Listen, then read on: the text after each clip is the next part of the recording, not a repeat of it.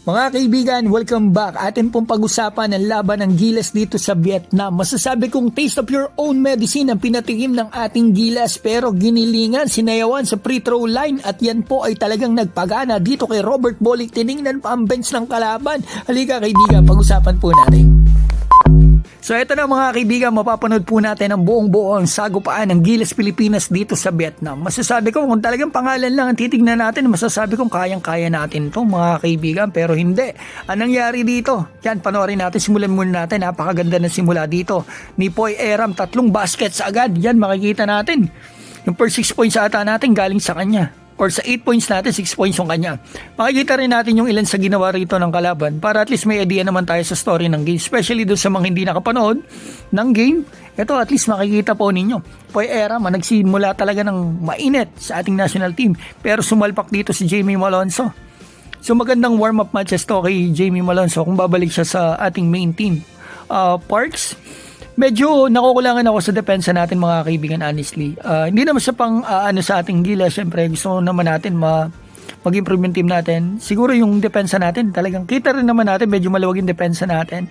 So sabay, sobrang iksi kasi ng preparation natin mga kaibigan. So yung mga game plan natin, defensive plays natin ay hindi natin na iano ng maayos na i-prepare. So ayan, Cedric Manzano naka 2 points. Ayos yung batang yan mga kaibigan. Masipag, walang takot.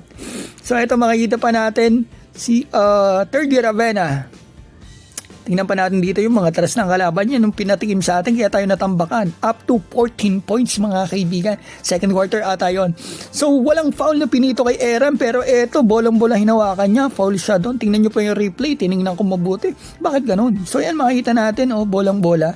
Tingnan yung picture Nasaan yung kamay ng kalaban? Di ba wala? Hindi natamaan. So ito pinatikim ni Matthew Wright at saka nitong si Robert Bolick yung own medicine ng kalaban. Kasi ito yung medicine nila. Puro 3-point shooting. Yan makikita natin. Yan yung sasayaw mamaya o gumigiling sa free throw line. Bira ako makakita ng ganun. So ito makikita natin. Dal Panopio for 3. Parang I'm sorry. Mga kaibigan, I'm sorry about that. Kasi meron po ako sakit. Sa linggo na. So yan makikita natin. Nakatras na naman yung isang yun. So itong Matthew Wright, pinatikim talagang ang ganda ng dalawang to, duelo sa 3-point line ni Matthew Wright at nung shooter ng kalaban. May katandem naman si Matthew Wright, si Robert Bolick. So yan si Matthew Wright, kita natin. So yan, isa na lang ang abante sa atin ng kalaban. Yan, ang gandang adjustment natin dito sa second half Yan, yung tira ng kalaban, sumablay na. So yan, nakuha dito Cedric Manzano. Gusto ko yung hustle niya mga kaibigan Yung batang yun, may loob din. Hindi na iilang sa mga veterans. Si Matthew Wright, dami na rin nagagawa dito. Kita nyo naman. So, eto. Talaga yung kalaban, maayos din talaga yung mga kamay ng kalaban. May shooting din. Pero eto, Cedric Manzano, batang-bata pero pumapalag. Ito, dinepensa niya, veterano. Naturalize ng kalaban, bagsak. Nice one. So, eto, tres dito kay Robert Bolick. Ganda na shootout dito sa 3-point line. Pero sumasagot talaga yung isang yun. Yung long hair na parang si Juan Gomez de Liano ang buhok. So yun, makita natin Jamie Malonzo. Marami rin siya naiambag dito mga kaibigan.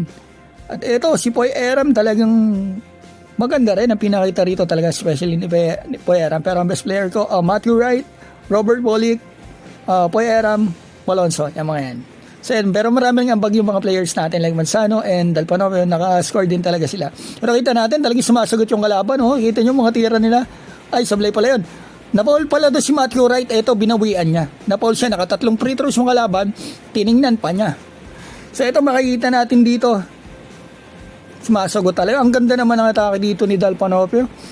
Nice one, support quarter. Dikit ang laban. Yan. Naka-free throw ang kalaban. Ang ganda naman ng free throw nito. Gumigiling pa mga kaibigan. At yan ang nagpagana sa ating mga player. Tinirahan ni Robert Bolick.